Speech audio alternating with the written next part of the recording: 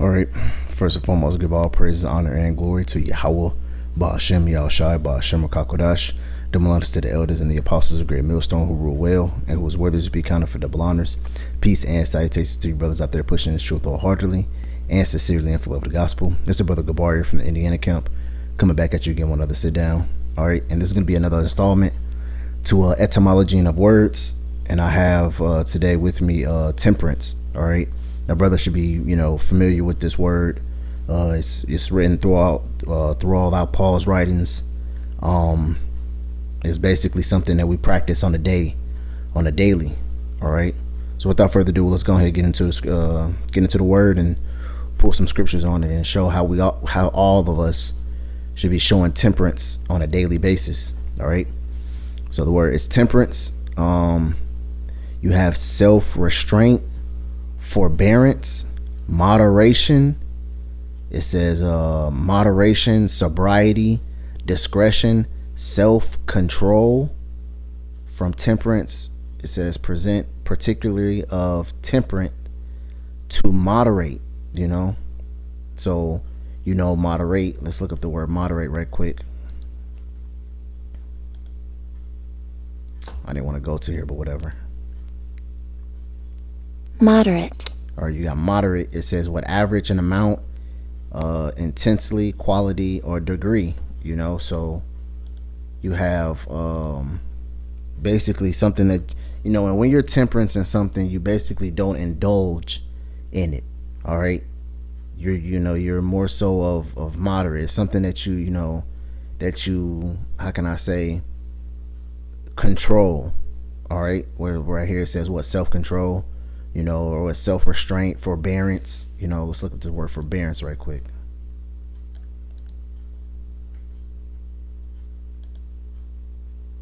Forbearance. It says patience, self-control, restraint, and tolerance. You see, so temperance goes really heavily into basically self-controlling yourself.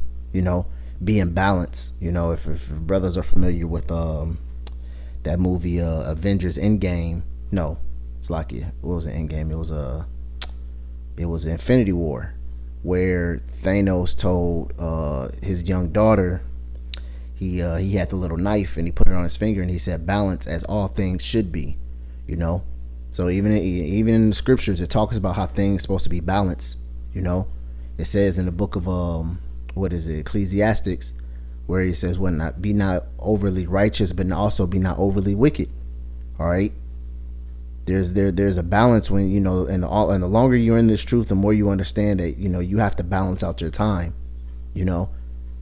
One thing about becoming an adult is balancing out your time. But when you become a man of the Lord, when you come into this truth, you really have to, it's really crucial to balance out your time, because first of all, the scripture says seeing that, it was our mind to go astray from the Lord, seeing that we seek him 10 times more. So our time is not our own. We're buying back times from versus what was in the world versus in the truth. So when you come into this truth, you have a duty to get back on the Lord's good side. All right, so you should be really hot into pursuing, to learn as much as you can, to study, to pray, to do a lot to get on the Lord's good side. So, and then once you get a little aged in this truth, you also have to balance your time between your family, your work, the camp, your study and your own personal studies, and then you might have a little downtime to do, any type of activities that you enjoy, whether that's, watching your favorite TV show, playing the video games, going to the movies, going out to the bar and get some drinks, kicking it with, a couple brothers on your downtime, and then you have to balance out your health life. Going to the gym, maybe going for a run, doing some type of exercise, doing some type of physical body exercise. You see, being in this truth doesn't just one day. What am I trying to say? I fucking forgot. It slipped my mind. Whatever. Let's go ahead and get into the scriptures. This is brain fog and shit, man. This is Titus chapter 1, and I'm gonna start from verse 7. It says for overseers. Now this is a scripture where, basically it says what for bishops shall be blameless. It talks about the bishop, but each single one of us, man, in this truth should strive for the office of a bishop. All right. Now, even though it says bishop here, I think in is it what in Thessalonians that I have? No, it's Titus 2. So in this in the second chapter, it says young men likewise. So this just shows you that this mindset is basically how we all supposed to run, how we all supposed to be. All right. Even though, I'm not trying to be a bishop. I don't need to do some of these things. No, even if you're not even trying to strive to be a bishop, you still should be following after these traits. All right. So let's go ahead. It says, this is the Amplified version, by the way, too. This is Titus chapter 1, verse 7. It says, for the overseer of Yahweh's stewards must be blameless, not self-willed. See, you're not supposed to be self-willed. And let's look up what is self-willed. How does a person conduct themselves if they're self-willed? Google search. It says self-willed describes a person who is stubbornly determined to follow their own desire and opinions. You see, refusing to comply with others or takes advice. See, that's being self-willed, man. All right. And that's a trait that you don't want to have. That's a trait you're not supposed to be, governed solely by one's own will and unwilling to yield. See, you're hard-headed, you're rock-headed. Nobody can tell you what nothing to do. What Elder Ayash calls it main character energy. You see, you just think that everything revolves around you. You get told to do something, you don't do it, or you don't feel like doing it. I ain't got to do that. What you become this guy where everybody has to cater to him. And he's like, well, why I got to do it? Why can't somebody else do it? Brothers ask you to do certain things, you blow them off. And I'm not talking about anybody particular, but I'm saying this is what a self-willed individual would act like. Always got a problem with something. Finds a reason to make himself right. Nobody else can be right. He always is right. Everybody else is wrong. Emotional. That's one thing a self-willed person is. He's highly emotional. He's all into his emotions. You see, it says not quick-tempered, not addicted to wine, not violent, not greedy for dishonor gains, but financially ethical. That's another thing. Elder Ariala from Dallas talks about financial efficacy. About how brothers need to. He goes into how brothers need to manage their money better. Sometimes you're living above your means if you're doing certain things, or if you're always in the hole, you're always in the hand. You always have your hand out. If you're always in the hole, then what? You're not being financially ethical. So what? That goes into that goes into temperance. Understanding which sometimes you need to withdraw from certain things. Sometimes you might the Lord might throw you a bone where you can indulge in. Oh, I can do this. I got a little extra money. I can do this. I can do that. But hey, other times where you might have to you might have to go without sometimes. You can't always you ain't always gonna be on the high horse, or you ain't always gonna have that extra $100-$200 on your paycheck. Sometimes it might have to go to something else. You might have to go without for a few weeks or even a few months. Verse 8, it says, and he must be hospitable to believers as well strangers, which that's that's off right there. That shows you the amplifier. It can go off too. If you're gonna be hospitable, you're supposed to be hospitable to those who are in the truth, not just to any fucking body. Strangers, I'm looking at that like as heathen. So no. Or if you want to put this as a foreign Israelite, but even those, even 2/3 Israelites, and that's another thing too. 2/3 of our people don't act like this, man. They act like the complete opposite. They're not hospitable, you know. They're quick and tempered. You see that way, especially with Judah. They always get them pulled over, get them hot. What you doing this? I mean, they always quick tempered, man. Addicted to wine. Come on now. Not violent.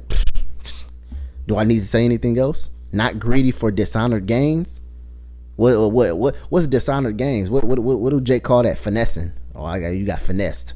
You know. So it just shows you, man. Hey, what if you're gonna be hospitable? Be hospitable to believers. Be hospitable to your brethren. All right. It says a lover of what is good, sensible, upright, fair, devout, self-disciplined. You see, you're being self-disciplined, self-controlled. You're not indulging in just anything. You know. I understand. You know, we understand that. You know, brothers got their little niche. Brothers got their little things that they like to do on their downtime. But for you to be indulging in that, you're not showing self-discipline.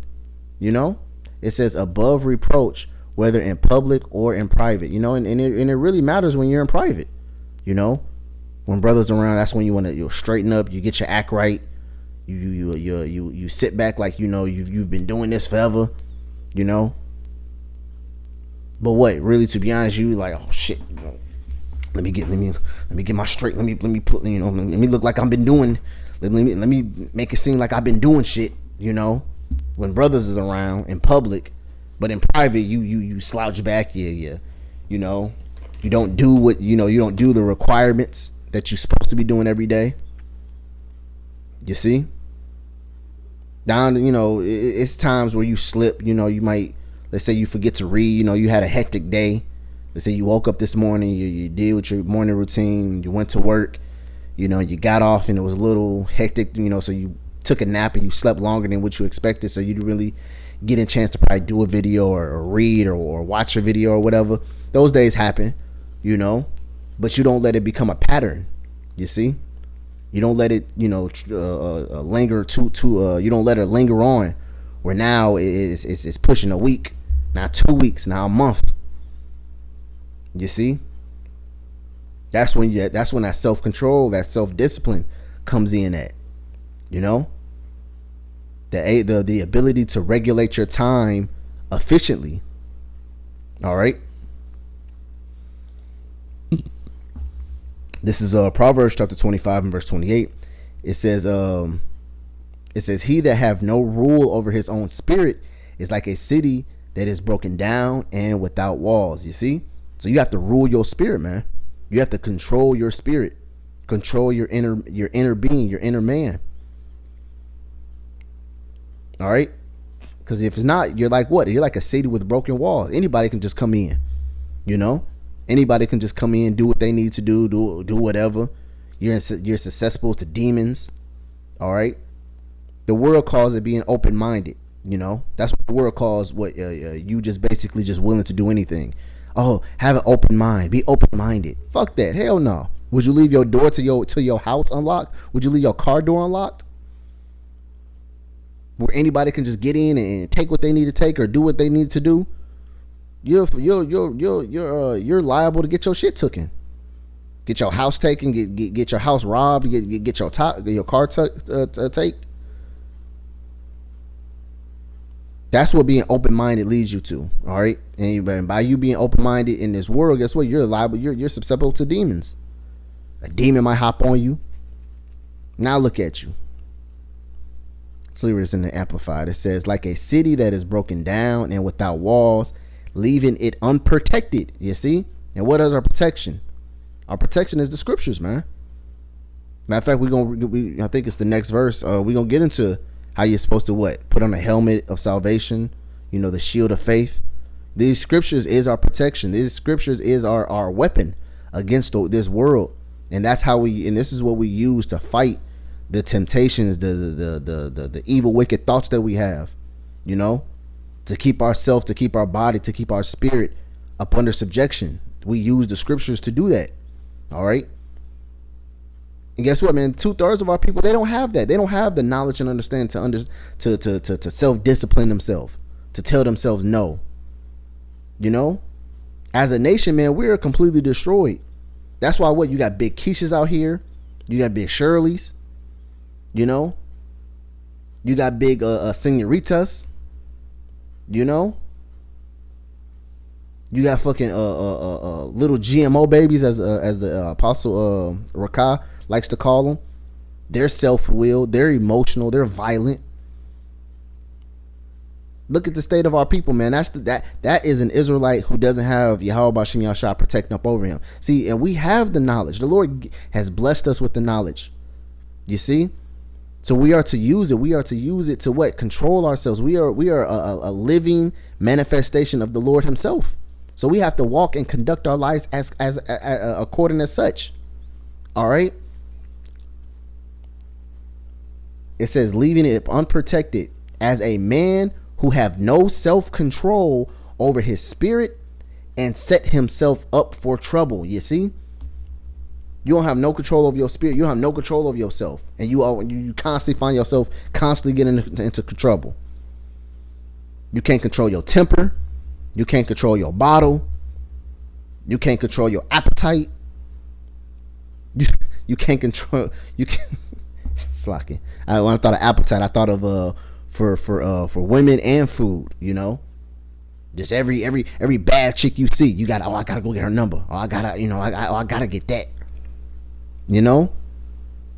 You understand, man? You know, I get it. Men have appetites. You know, you see a good looking woman. You know. Your sensors, you know, heighten, you know, you be like, damn, you know, she fine, man. I mean, I'd love to bend that over, you know. You a man, we get it. But sometimes you gotta tell yourself no. Sometimes you gotta be like, man, she a demon. You know, that's what I do. I mean, me personally, if I see her, I'm like, man, she a demon. Fuck her. You know? That's like, no, she a demon. Fuck her. You know? I always say, listen, I don't care how good she looks. She's somebody headache. She's somebody demon. She'll get on somebody's nerves. I don't care how fine the bitch look. I don't care how fine the chick look. Listen, she's gonna get on your nerves. She's gonna be a demon some way, shape, or form. You know? Controlling your appetite, you constantly indulging in no not so good foods. You know? Constantly eating shit fried, deep fried this, deep fried that. You know, this shit got a fucking absurd amount of sugar in it. Listen, as a nation, bro, we don't even know how to properly read the back of packages, the back of the nutrition box.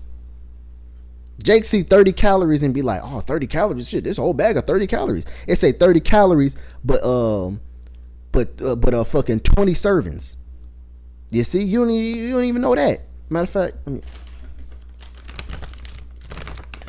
right here, I got something. I'm at work right now. I just pulled something off the table.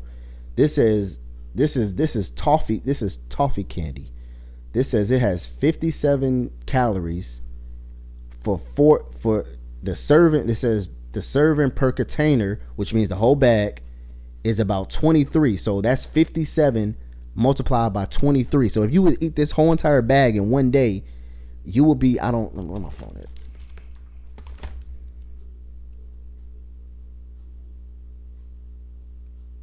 It's lucky, bear with me. 57 multiplied by 23. You will be eating 1,300 calories. And each serving size is about 4 pieces. So in total, this toffee candy, if you eat 4 pieces, you're eating a serving size, which is 57 calories. And the whole entire bag has 23 serving sizes in it. See, our people don't know how to read fucking nutrition boxes and shit like that.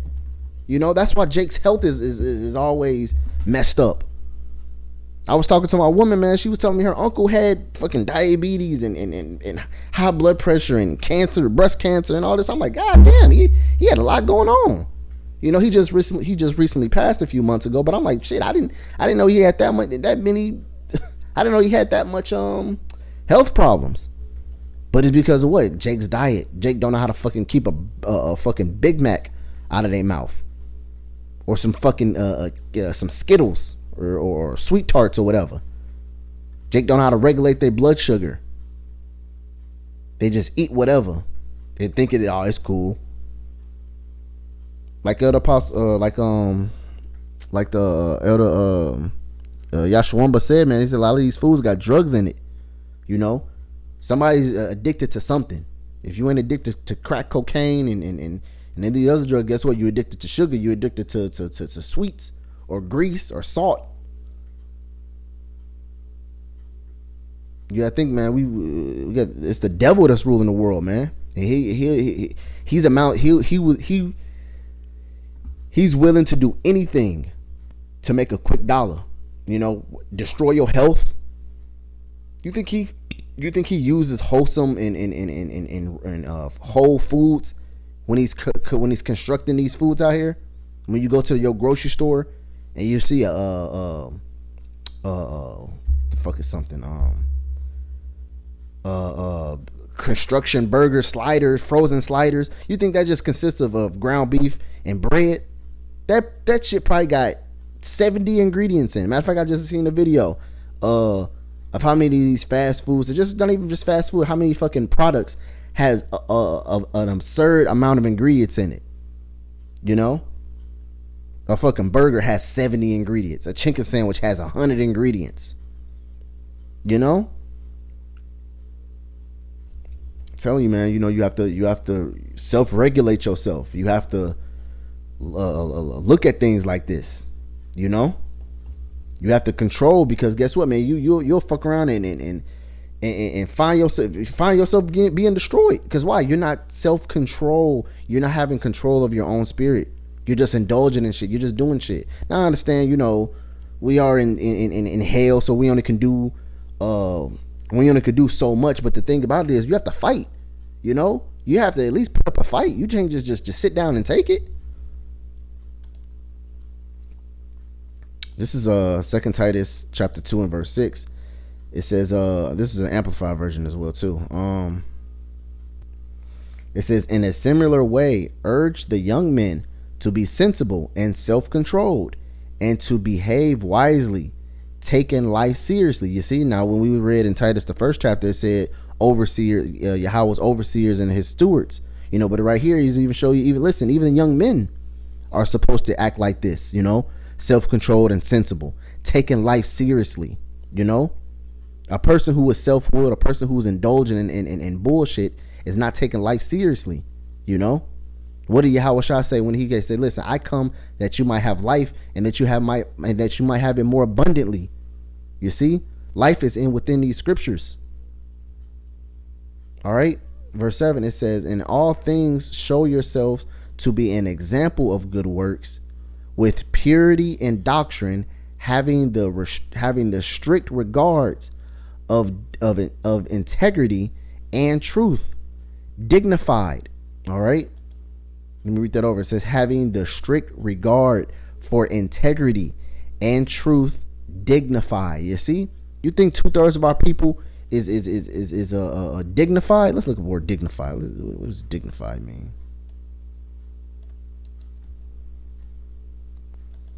Dignified. Having or showing a composed of serious manner that is worthy of respect. You think 2/3 of our people is doing that, man? You think 2/3 of our people is dignified? No, because why? They don't have no self-control. They're self-willed, man. And we're supposed to be separate from those people. You have the knowledge and wisdom, understand. You have the highest knowledge and understanding that this world has to offer. The Lord endowed you with this. And there's a certain way you're supposed to conduct yourselves. All right? Of course, we're not going to do it perfectly. We're not going to have it the way we wanted to. But the thing is, we at least try. We try to do it. You try to eat better. You try to maintain a healthy lifestyle. You try to stay away from bullshit all the time. You know, you try to clean your mind with wholesome and good quality music. You know, you try to escape the pollutions of this world. Sometimes you might just deny your hobbies, the things that you like to do. Sometimes you just might be like, no, you know, I ain't doing that. I ain't doing that today. I'll do it tomorrow.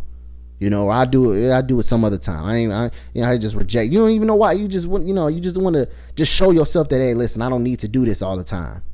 You know, that's showing self-control. That's showing self-restraint. It says, verse 8, it says, sound and beyond reproach and instruction. Yeah, that's what I think that was it today. Yeah. All right. Let's get my last one. This is 1 Thessalonians chapter 5 and verse 6. Again, I'm gonna read this in the Amplified version. I'm gonna start from verse 5. It says, for we are all sons of the light and sons of the day. We are not, it says, we do not belong to the night nor to darkness. So then let us not sleep in spiritual indifference as the rest of the world does. You see? And what 2/3 of our people are in the world. All right. But let's keep wide awake, alert, and cautious. You see? We're supposed to be wide awake. We're supposed to be alert. We're supposed to be cautious, circumspect, watching our surroundings. All right. Let us be sober, self-controlled, calm, and wise. See, that's what goes into sobriety. Hey, isn't the word what? Moderation, sobriety in there? So what? We're supposed to be sober-minded, man, which is what? Self-controlled, calm, and wise. All right. That's why sometimes when you see sober, it doesn't always mean that you don't drink. You can have a drink. You can give it over into your wine, but that's even a self-control. That's even a battle within itself. You got some brothers and elders right now who puts down the bottle, who say, listen, I ain't gonna do that right now, who's not gonna pick up, are going on months now. I have an elder. I know an elder right now. I'm thinking about who constantly always looking up. Who's constantly on a fast. He's fasting from this day. He's fasting from that day. That's having self-control. That's being wise. Not overly indulging in stuff. And I keep saying stuff because you can overindulge in anything. Whatever's your niche, whatever you find yourself doing outside this truth.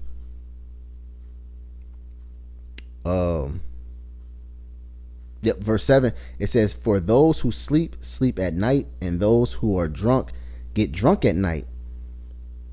Verse 8, but since we believers belong to the day, let us be sober, having put on the breastplate of faith and love, and as the helmet, it says, Slakia, breastplate of faith and love, and as a helmet, the hope and confidence, assurance of salvation. You see? And that's what we use to fight the wiles of this world. The breastplate of faith, the hope of salvation, the sword, which is what? The word of the scriptures. All right? And all those tools we use is what we use to fight even ourselves. We used to fight what? The demons out here, but even the demons within ourselves. Things that we want to do, things that when demons hop on us, we use the scriptures to combat all of that. A tool that what? Most of our people don't even have.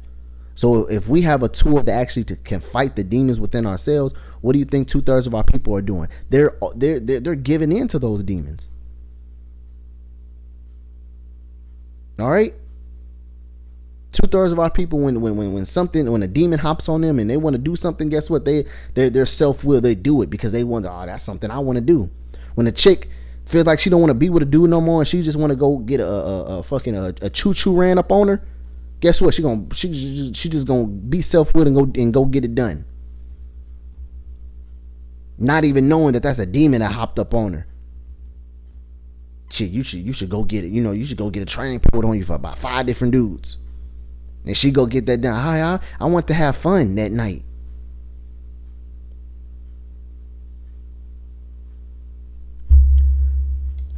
Temperance, brothers. We all must practice temperance. All right. It is a daily thing that we all, that we all struggle with, because it is a fight. But what? We must overcome. And how do we overcome? By sticking to the book, by sticking to the scripts. All right. Self-restraint, forbearance, moderation. Don't overly indulge in anything in this world. Learn temperance, learn moderation, and I promise you'll have a much more easier life. All right. Even the scriptures, even the scriptures talks about like what the ones I just pulled, and there's tons more. Talks about moderation, being balanced, being temperance. You know. That's pretty much all I had. Temperance due to proportion of elements of quality and referring to bodily humor, medication ingredients, moderation, restraints, also temperance, calm state of mind, tranquility. Yep. So yeah, that's pretty much all I had. Yeah. So all right. Well, Lord willing, I hope this video was edifying for you brothers out there. Until next time, keep pushing, stay strong. Until next time, shalom.